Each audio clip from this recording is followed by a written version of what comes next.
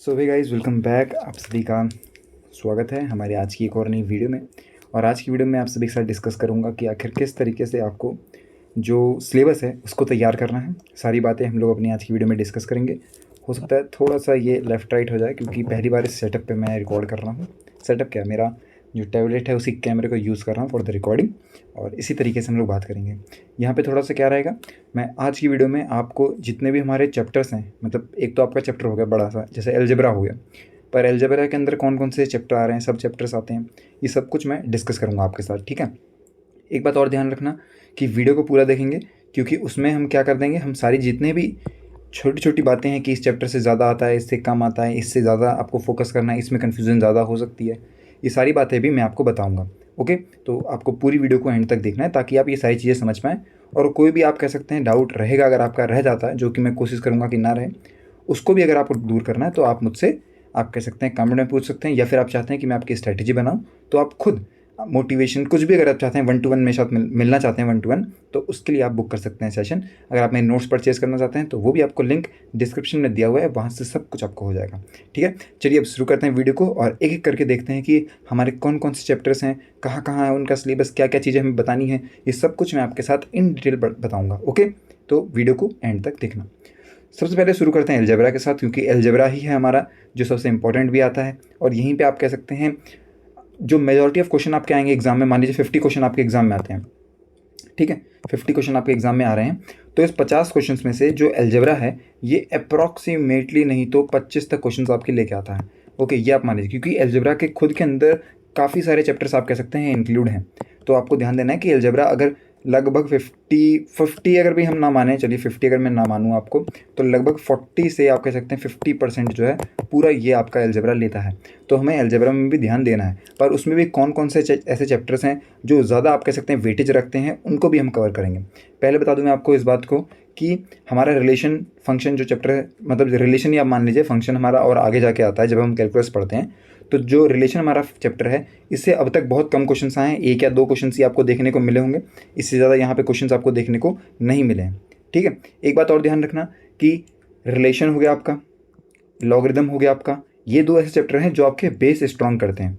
ध्यान रखेंगे, ये 2 ऐसे चैप्टर्स हैं जो हमारे बेस स्ट्रॉन्ग करते हैं, ना कि ये डायरेक्टली हमारे एग्जाम के लिए इंपॉर्टेंट होते हैं।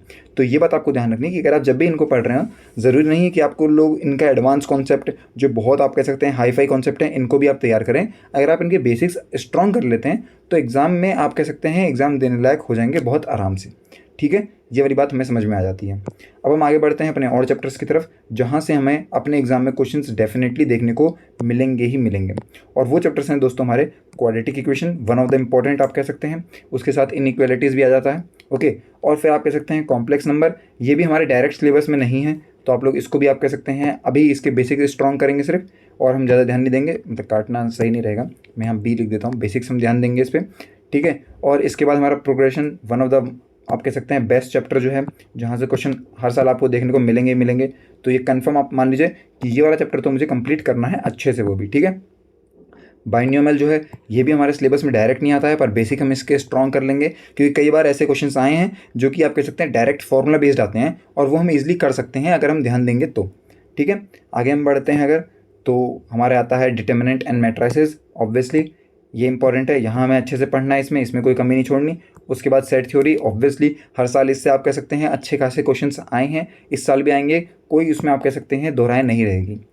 ओके, इसके बाद दोस्तों जो हमारे चैप्टर आते हैं परमुटेशन, कॉम्बिनेशन और प्रोबेबिलिटी, ये 2 ऐसे चैप्टर हैं ना, आप ये मान के चलिए कि आप लोग इन 2 चैप्टर्स को कितना ही पढ़ लेंगे, आपको तब भी कन्फ्यूज़न रहेगी। एग्जाम पे टाइम पे मुझे भी कन्फ्यूज़न थी थोड़ी बहुत, पर हाँ ये था कि अगर 100 क्वेश्चन हैं, हम सपोज करके मानते हैं कि 100 क्वेश्चन है, तो मैं उसमें 70-80 क्वेश्चन कर लेता था आराम से, जो निमसेट लेवल के हैं उनको बहुत आराम से कर लेता। मतलब ये क्वेश्चन जो था, ये जो चैप्टर था मेरे, ये दोनों चैप्टर 70-80% मेरे ठीक ठाक थे। इसी तरीके से आपको करना है, 100% आप ठीक करने जाएंगे तो हो सकता है आप डिमोटिवेट हो जाएं, उस पर हमें ना ध्यान दे के जितनी चीज़ें हमें पता है अभी यहाँ पे आप कह सकते हैं प्रोबेबिलिटी के जितने बेसिक क्वेश्चंस हैं, जितने निमसेट लेवल के हैं, मीन्स लेवल के हैं, ये सब मैं समझ लूँ, इनके कॉन्सेप्ट मुझे पता हूँ, ये सारी चीज़ें मैं कवर करके ही जाऊँगा एग्जाम में। ये चीज़ आपके दिमाग में रहनी चाहिए। ओके, ऐसा ना हो कि आप उन क्वेश्चंस को भी करने लग जा रहे हैं जो कि एडवांस में आ रहे हैं, जिनमें 15-20 कॉन्सेप्ट यूज़ हो रहे हैं, बहुत ज़्यादा क्रिटिकल थिंकिंग है। तो ऐसे क्वेश्चंस अगर आपके एग्जाम में आते भी हैं तो भी आपको छोड़ने पड़ेंगे। मैंने प्रोबेबिलिटी छोड़ दिया था इस बार शायद, जहाँ तक मुझे याद है कि शायद मैंने छोड़ दिया था क्योंकि वो क्वेश्चन मुझे पहली बार में क्लिक नहीं हुआ था। ओके, तो अगर ऐसा होता है आपके साथ तो आपको भी ये चीज़ ध्यान देनी है कि आप वहाँ में लगे ना रह जाएं बिल्कुल एक तरीके से कि नहीं यार मुझे करना ही है करना ही है करना ही है। नहीं नहीं, जहाँ आपको लगता है कि ये टाइम ले सकता है तो भाई मैं उस चीज़ को अटैम्प्ट नहीं करूँगा, क्योंकि मेरे पास और भी क्वेश्चन अवेलेबल हैं अभी एग्जाम में। ऐसा नहीं कि यही आखिरी क्वेश्चन थे मेरे पास। ठीक है, ये वाली बात आपको ध्यान देनी है कि ये वाला जो हमारा चैप्टर है ये और ये दोनों हमें लगभग 70-80% अच्छे कर लेने हैं। ज़्यादा भी ना हो पर इतने तो हमारे अच्छे होने चाहिए कि अगर बेसिक लेवल से कोई क्वेश्चन आए तो उनको मैं अटैम्प्ट कर पाऊँ। अगली हमारी बात आती है दोस्तों ट्रिग्नोमेट्री को लेके। Trigonometry one of the best chapter है और आप कह सकते हैं स्कोरिंग चैप्टर भी है। आप मान लीजिए 50 में हर साल आपके कहीं ना कहीं मतलब बिल्कुल ही अगर हम वर्स्ट केस ही मान के चलेंगे तो लगभग नहीं तो 9 से 10 क्वेश्चन आते ही आते हैं। तो ये इतना अच्छा चैप्टर है और इसमें हम स्कोर कर सकते हैं 1-2 क्वेश्चन को छोड़ के। घुमाने वाले क्वेश्चन भी आपको यहीं से मिलेंगे, ये बात भी आप लोग ध्यान रखना। ठीक है, अगली बात चलो हम आगे बढ़ते हैं। बता दूं मेजरमेंट ऑफ एंगल्स आ जाते हैं, कई बार पूछ लेता है कि ये बता दो तुम लोग कि डायरेक्ट क्वेश्चन पूछता है कि साइन आप कह सकते हैं 720 क्या होगा, या फिर जो भी आप कह सकते हैं वो डायरेक्ट क्वेश्चन आता है मेजरमेंट्स पे। रेडियन से आप कह सकते हैं डिग्री में कन्वर्ट करना, जो कि आप कह सकते हैं इंटरलेटेड रहता है। जो मेजरमेंट ऑफ क्वेश्चंस में होंगे ना, यहाँ पे आप जो बातें सीखेंगे वो बातें आपको आगे काम आएंगी आगे चैप्टर्स में। रेशियो एंड फंक्शंस ऑब्वियसली पूरा चैप्टर आप कह सकते हैं इसी पे बेस है, कोई इसमें ऐसी बात नहीं। ये आपके कंप्लीट हैं तो आप पूरा जो अपने चैप्टर है ट्रिग्नोमेट्री का वो सबसे ज़्यादा स्ट्रॉन्ग कर लेंगे। तो मैं यहाँ पे मार्क करना चाहूँगा इसको कि ये दोस्तों सबसे ज़्यादा इंपॉर्टेंट आपका चैप्टर रहेगा। ये आपको बहुत ज़्यादा ध्यान देना है इस पर। ठीक है, स्टार मार्क है ये बात ध्यान रखना। उसके बाद ट्रिग्नोमेट्रिक इक्वेशन से हर साल क्वेश्चन आए हैं, इस साल भी आएंगे, आगे भी आएंगे, तो उसकी बहुत बात नहीं है।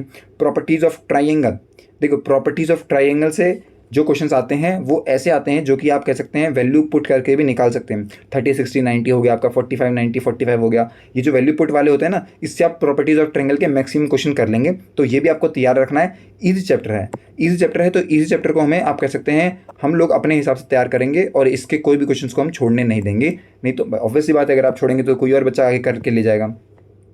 फिर बात आती है हाइट एंड डिस्टेंस की। हाइट एंड डिस्टेंस से जो क्वेश्चंस आते हैं बहुत स्टैंडर्ड होते हैं। अगर हो रहे होंगे तो एक बार में हो जाएंगे, नहीं हो रहे होंगे तो बिल्कुल भी नहीं हो पाएंगे, चाहे आप कितना भी लगे रहिए। मुझसे नहीं हो पाए थे, 2 क्वेश्चन शायद आए थे, दोनों मैंने छोड़ दिए थे। ठीक है, ये बता दूं मैं, इनवर्स ट्रिग्नोमेट्री हमारा डायरेक्ट सिलेबस में नहीं है। मतलब ऐसे लिख के जो आई है चीज़ें बातें वो डायरेक्ट सिलेबस में लिख के नहीं आई हैं हमारी। ठीक है, पर इससे बहुत बेसिक क्वेश्चंस और आप कह सकते हैं ऐसे क्वेश्चंस आए हैं जो आप 100% कर सकते हैं। अगर आप पीवाईक्यू देखेंगे तो आपको समझ में आ जाएगा कि कौन से क्वेश्चंस आपके लिए मतलब बेस्ट रहने वाले हैं। ठीक है, अगर आप चाहते हैं कि मैं आपको पीवाईक्यू के लिए कुछ बातें बताऊं तो वो आप कमेंट सेक्शन में बता दीजिए मुझे, मैं नेक्स्ट वीडियो में वो चीज़ भी कवर कर दूंगा। पर वही है, अगर आप डिमांड करेंगे तो वो आपको आएगी। पर ये ध्यान रखना कि ये आपको 100% करना है, तो भाई इसको हम लोग एक्स्ट्रा प्रायोरिटी देंगे ही देंगे। ठीक है, ये वाली बात आई होप कि आपको समझ में आ गई है। उसके बाद बात आती है आपकी कैलकुलस की। कैलकुलस सबसे बड़ा चैप्टर है, इसके भी आप कह सकते हैं 15 से 20 क्वेश्चन आपको देखने को मिलेंगे ही मिलेंगे। ठीक है, ये बात आप लोग ध्यान रखना। सबसे बड़ा चैप्टर है ये आपका, सबसे ज़्यादा कॉन्सेप्ट इसमें आते हैं और सबसे ज़्यादा क्वेश्चंस भी आपको यहीं से देखने को मिल सकते हैं। अलजेब्रा के बाद कैलकुलस से सबसे ज़्यादा क्वेश्चंस आते हैं। क्यों आते हैं? क्योंकि इसमें चैप्टर बहुत सारे हैं। एक तो आपका फंक्शन हो गया, हर साल फंक्शन से आता ही है। 1 1 ऑन 2 है, 1 1 इन 2 है, कैसे हैं, ऑन 2 किसको कहते हैं, इनवर्स निकाल दो। ये सारे क्वेश्चन आते हैं और हर साल आते हैं, तो ये हमारे लिए इंपॉर्टेंट हो जाता है, हम लोग इसे मार्क कर लेते हैं, इंपॉर्टेंट है हमारे लिए। ठीक है, उसके बाद लिमिट हो गया। लिमिट से आप कह सकते हैं डायरेक्ट क्वेश्चन हमें देखने को मिलते हैं। ओके, कॉन्टिन्यूटी से डायरेक्ट क्वेश्चन देखने को हमें मिलते हैं, उसमें प्रॉब्लम नहीं है। लिमिट, कॉन्टिन्यूटी, डिफरेंशिएबिलिटी, ये तीनों चैप्टर ऐसे हैं जो कि इंटर रिलेटेड हैं और इनसे डायरेक्ट आपको एक दूसरे से रिलेटेड होते हुए क्वेश्चंस देखने को मिलते हैं। ऐसा नहीं होता कि अगर आप ये तीनों चैप्टर ना करें तो इन तीनों चैप्टर को मिला के मैं कह सकता हूँ 1 या 2 क्वेश्चन आते ही आते हैं। इस तरीके से आप समझ के चलिए। डिफरेंशिएशन से हर साल क्वेश्चन आता है, डिफरेंशिएशन निकालने का, तो वो भी आपको तैयार करना है, कंपलसरी है ये, मैं इसे मार्क कर देता हूँ। ठीक है, डिफरेंशिएशन से तो हर साल ही आए हैं, तो आपको तैयार करना है। एप्लीकेशन ऑफ डेरिवेटिव से हर साल आए हैं, ये भी आपको तैयार करना है। इनडेफिनिट और डेफिनेट इंटीग्रल, ये 2 ऐसे चैप्टर हैं आपके जो कि आप कह सकते हैं अगर आपको समझ में आ गए तो आप कर ले जाएंगे, नहीं आए तो आप लोग वहाँ अपना टाइम वेस्ट कर लेंगे। इसीलिए मैं ये कहता हूँ आपसे, देखिए बहुत रियलिस्टिक बात करूँगा, कोई एक्स्ट्रा ऑर्डिनरी बात नहीं करता, मैं बहुत रियलिस्टिक बात करूँगा आपसे कि इन दोनों चैप्टर्स को आपको इतना कर लेना है कि अगर कोई क्वेश्चन 2 से 3 मिनट में होता है तो मैं उसको अटेम्प्ट करने में समर्थ रहूं। अदरवाइज मुझे कहीं से कहीं तक क्वेश्चंस टच भी नहीं करना, क्योंकि ये क्वेश्चन ऐसे होते हैं ना जो आपको लगेंगे कि मुझे आता है, आप करने बैठ जाओगे, 3-4 मिनट 5 मिनट पता भी नहीं लगेगा कि कब निकल गए, और वो एग्जाम पे प्रेशर बहुत ज़्यादा आता है आपके पास। तो इसीलिए मुझे वो क्वेश्चंस करने हैं सबसे पहले इंटीग्रेशन के, डेफिनेट इंडेफिनेट के, जो कि 1 या 2 मिनट के अंदर हो जा रहे हैं। और नहीं हो पाते हैं तो कोई बात नहीं भाई, आगे बढ़ते हैं, उसमें प्रॉब्लम नहीं हमारी। ओके, सेम जैसे आपका हाइट एंड डिस्टेंस था वैसे ही एरिया अंडर द कर्व है, अगर एक बार में हो जाता है तो हो जाएगा और नहीं होगा तो फिर बहुत प्रॉब्लम आएगी। इस बार वाला इजी सा आया था तो वो नॉर्मली सबसे हो जाता है, तो आप भी कर सकते हैं। ठीक है, डिफरेंशियल इक्वेशन ऐसा चैप्टर है, ये भी आप कह सकते हैं डायरेक्ट हमारे सिलेबस में नहीं है। ओके, डायरेक्ट हमारे सिलेबस में डिफरेंशियल इक्वेशन नहीं है, तो वो भी आपको बात ध्यान देनी है। पर हाँ, मैं इसका बेसिक जो है पढ़ के जाऊँगा, जिससे कि मुझे अगर एग्जाम में कोई बातें ऊपर नीचे होती हैं तो मुझे हेल्प ज़रूर मिले। ऐसा ना हो कि कोई क्वेश्चन मुझे पता ही ना हो। ठीक है, ये वाली बात ध्यान देनी है। चाहे क्वेश्चन आपको दिख रहा हो कि ये हार्ड हो सकता है, ये लंबा जा सकता है, मैं इसलिए अटैम्प्ट ना करूं, पर ऐसा नहीं होना चाहिए कि मुझे पता ही ना चले कि ये क्वेश्चन दे कहाँ से दिया इन्होंने। इसलिए इतनी प्रिपरेशन तो मुझे करके जानी है। उसके बाद दोस्तों हमारे आते हैं सबसे एक स्कोरिंग चैप्टर्स, और ऐसे चैप्टर है जिनसे क्वेश्चंस हर साल देखने को मिलते हैं। आपका हो गया कोऑर्डिनेट ज्योमेट्री, इससे भी 5 से 6 क्वेश्चन हर साल आते ही आते हैं, और स्कोरिंग चैप्टर डायरेक्ट फॉर्मूले बेस्ड आते हैं, इसमें कोई प्रॉब्लम नहीं आती। ठीक है, coordinate geometry rectangular Cartesian system हो गया, इस पे आते हैं। जैसे कि एक बार आया था कि एक पैरेललोग्राम दे दिया था, उसकी 3 साइड दे दी थी, 3 वर्टेसेस दे दी थी और आखिरी वाली पूछ ली थी। तो ऐसे क्वेश्चन आते हैं, बहुत इजी होते हैं, आप लोग बहुत नॉर्मली कर लेंगे।